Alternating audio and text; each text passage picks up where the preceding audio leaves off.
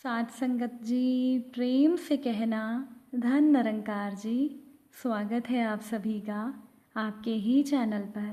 हाजिर हूँ मैं आप सभी के लिए एक नई साखी लेकर।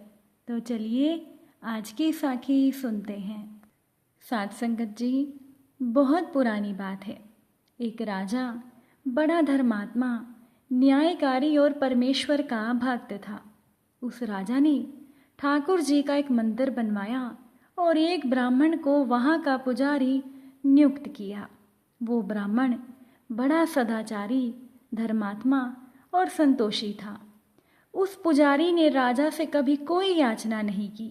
राजा भी पुजारी के स्वभाव से बहुत खुश था। पुजारी को राजा के मंदिर में पूजा करते हुए 20 साल बीत गए। पुजारी ने कभी भी राजा से किसी भी प्रकार का कोई प्रश्न नहीं किया। राजा के यहाँ एक बेटे का जन्म हुआ। राजा ने अपने बेटे को पढ़ा लिखा कर विद्वान बनाया और बड़ा होने पर उसकी शादी एक सुंदर राजकन्या के साथ करवा दी। शादी करके जिस दिन राजकन्या राजमहल में आई, उस रात्रि में राजकन्या को नींद नहीं आ रही थी, इसीलिए वो इधर उधर घूमने लगी। जब वो अपने पति के बिस्तर के पास आई तो राजकन्या ने हीरे जवाहरात जड़ित एक तलवार देखी। जब उस तलवार को देखने के लिए राजकन्या ने तलवार को म्यान से बाहर निकाला, तब वो तेज धार वाली और बिजली के समान प्रकाश वाली तलवार देखकर डर गई और डर के मारे से राजकन्या के हाथ से तलवार गिर पड़ी और नीचे सो रहे राजकुमार की गर्दन पर जा लगी, जिससे कि राजकुमार की गर्दन कट गई और उसकी वहीं मौत हो गई। राजकन्या पति के मरने का शोक करने लगी। उसने भगवान से प्रार्थना की, हे प्रभु, मुझसे ये कैसा पाप हो गया। पति की मृत्यु मेरे ही हाथों हो गई।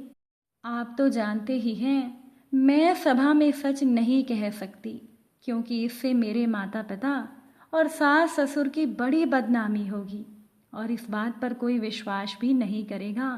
अब सुबह के समय जब मंदिर का पुजारी कुएं पर स्नान करने आया तो राजकन्या ने पुजारी को देखकर विलाप करना शुरू कर दिया और कहने लगी, मेरे पति को कोई मार गया। वहाँ लोग इकट्ठे हो गए। राजा साहब ने आकर राजकन्या से पूछा कि राजकुमार को किसने मारा है। राजकन्या ने कहा, मैं नहीं जानती कि वो कौन था, परंतु मैंने उसे ठाकुर जी के मंदिर में जाते देखा है। अब राजा समेत सभी लोग ठाकुर जी के मंदिर में आए तो उन्होंने मंदिर में पुजारी को पूजा करते हुए देखा। उन्होंने उस पुजारी को पकड़ लिया और पूछने लगे कि तूने राजकुमार को क्यों मारा। उस ब्राह्मण ने पुजारी ने कहा, महाराज, मैंने राजकुमार को नहीं मारा, मैंने तो उनका राजमहल भी नहीं देखा और इस बात का साक्षी ईश्वर है। बिना देखे किसी पर अपराध का दोष लगाना ये अच्छी बात नहीं। अब उस ब्राह्मण की कोई भी बात नहीं सुन रहा था। कोई कुछ कहता था तो कोई कुछ। राजा के दिल में बार बार विचार आ रहा था कि ये ब्राह्मण निर्दोष है, पर सभी के कहने पर राजा ने ब्राह्मण से कहा, मैं तुम्हें प्राण दंड तो नहीं देता, लेकिन जिस हाथ से तुमने मेरे पुत्र को तलवार से मारा है, तुम्हारा वो हाथ काटने का आदेश मैं देता हूँ। ऐसा कहकर राजा ने उस पुजारी का हाथ कटवा दिया। वो ब्राह्मण, वो पुजारी बड़ा दुखी हुआ और राजा को अधर्मी जानकर उस राज्य को छोड़कर चला गया।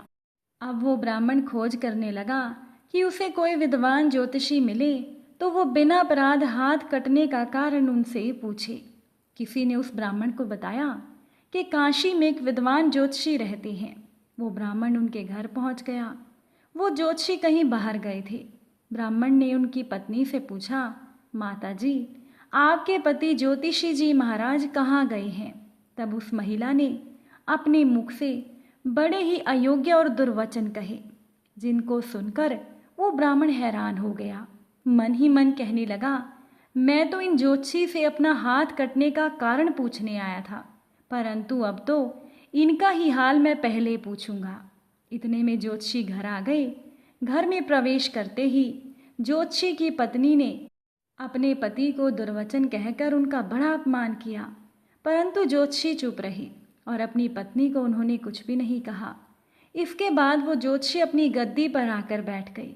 ब्राह्मण को देखकर ज्योतिषी ने कहा, कहिए ब्राह्मण देवता, कैसे आना हुआ? ब्राह्मण ने कहा, आया तो था मैं अपने बारे में पूछने के लिए, परंतु पहले आप अपना हाल बताएं कि आपकी पत्नी अपनी जिह्वा से आपका इतना अपमान क्यों करती है, जो किसी से भी सहा नहीं जाता और आप सहन कर लेते हैं। इसका क्या कारण है? तब ये सुनकर ज्योतिषी ने ब्राह्मण से कहा, ये मेरी पत्नी नहीं, ये मेरा कर्म है। दुनिया में जिसको भी हम देखते हैं, अर्थात हमारा भाई, पुत्र, शिष्य, पिता, गुरु, संबंधी, जो कुछ भी है, ये सब अपना कर्म ही है। ये मेरी पत्नी नहीं, ये मेरा किया हुआ ही कर्म है और ये भोगे बिना कटेगा नहीं। अपना किया हुआ जो कुछ भी शुभ अशुभ कर्म है, वो हमें भोगना ही पड़ता है। बिना भोगे तो सैकड़ों करोड़ों कल्पों के गुजरने पर भी कर्म नहीं टल सकता। इसीलिए अब मैं अपना कर्म खुशी से भोग रहा हूँ और अपनी पत्नी को मैं कुछ भी नहीं कहता, ताकि आगे इस कर्म का फल मुझे ना भोगना पड़े। ब्राह्मण ने ज्योतिषी से कहा, महाराज, आपने ऐसा क्या कर्म किया था? तब ज्योतिषी ने कहा, सुनिए, पिछले जन्म में मैं एक कौवा था और मेरी पत्नी एक गाय थी। इसकी पीठ पर फोड़ा था। फोड़े के दर्द से ये बड़ी दुखी थी और कमज़ोर भी हो गई थी। मेरा स्वभाव बड़ा दुष्ट था। मैं इसके फोड़े में चोंच मारकर इसे बहुत दुखी करता था। जब दर्द के कारण ये कूदती थी तो इसकी पीड़ा देखकर मैं खुश होता था।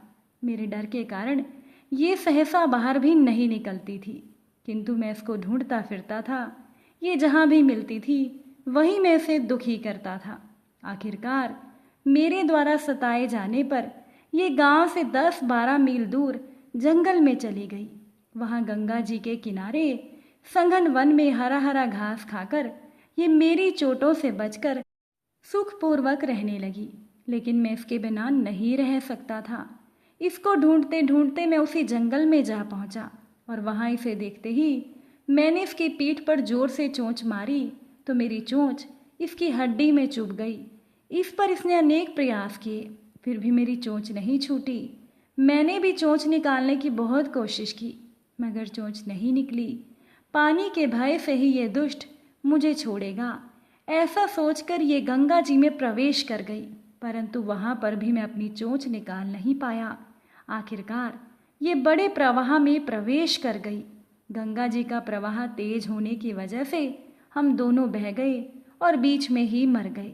तब गंगा जी के प्रभाव से ये तो ब्राह्मणी बनी और मैं ज्योतिषी बना। अब यही मेरी पत्नी है और अब ये अपने मुख से गाली निकालकर मुझे दुख देगी।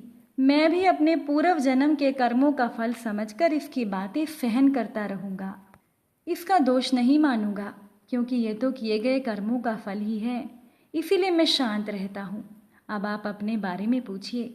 ब्राह्मण ने अपना सब बताया और पूछा कि अधर्मी राजा ने मुझ निरपराध का हाथ क्यों कटवाया। तब ज्योतिषी ने ब्राह्मण से कहा, राजा ने आपका हाथ नहीं कटवाया, आपके कर्मों ने आपका हाथ कटवाया है। ब्राह्मण ने ज्योतिषी से कहा, किस प्रकार? तब ज्योतिषी ने कहा, पूर्व जन्म में आप एक तपस्वी थे और राजकन्या गाय थी और राजकुमार कसाई था। वो कसाई जब गाय को मारने लगा तब गाय बेचारी भागकर आपके सामने से जंगल में भाग गई। पीछे से कसाई आया और आपसे पूछने लगा, इधर कोई गाय तो नहीं गई? आपने प्रण कर रखा था कि आप झूठ नहीं बोलेंगे, इसीलिए जिस तरफ गाय गई थी उसी तरफ आपने हाथ से इशारा कर दिया। तो वो कसाई ने जाकर गाय को मार दिया। गंगा के किनारे वो उसकी चमड़ी निकाल रहा था। इतने में ही जंगल से शेर आया और गाय और कसाई दोनों को खाकर गंगा जी के किनारे ही उनकी हड्डियां उसमें बह गई। गंगा जी के प्रताप से कसाई को राजकुमार और गाय को राजकन्या का जन्म मिला एवं पूर्व जन्म के किए हुए उस कर्म ने एक रात्रि के लिए उन दोनों को इकट्ठा किया। क्योंकि कसाई ने गौ को हंसिए से मारा था, इसी वजह से राजकन्या के हाथों अचानक ही तलवार गिरने से राजकुमार की मौत हो गई।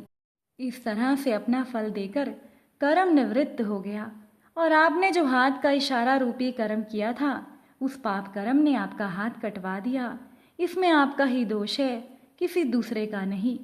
ऐसा निश्चय करके आप सुखपूर्वक रहो। साथ संगत जी, कितना सहज है ज्ञान संयुक्त जीवन।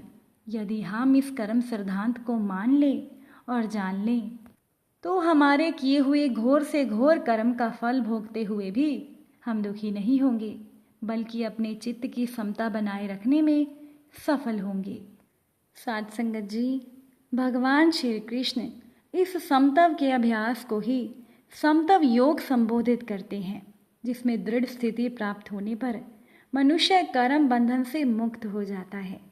आप सभी को आज की ये साखी कैसी लगी, कमेंट करके ज़रूर बताइएगा। आप सभी से फिर मुलाकात होगी एक नई साखी के साथ। साथ संगत जी, प्यार से कहना, धन निरंकार।